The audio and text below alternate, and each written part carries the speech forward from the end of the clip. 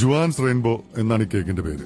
Juan Lobo എന്ന ഫ്രഞ്ചുകാരി യുദ്ധത്തിന് പോയ ഭർത്താവായ ആൽബർട്ടിന് വേണ്ടി ഉണ്ടാക്കിയതാണ് ഈ റെസിപ്പി. സ്ട്രോബെറി കൊണ്ടാണ് ജുവാൻ ആദ്യ ദിവസം കേക്ക് ഉണ്ടാക്കിയത്. യുദ്ധം അവസാനിച്ചില്ല.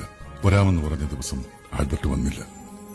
പിറ്റേന്ന് ജുവാൻ ഒരു പിസ്താ കേക്ക് ഉണ്ടാക്കി ആൽബർട്ടിനെ കാത്തിരുന്നു.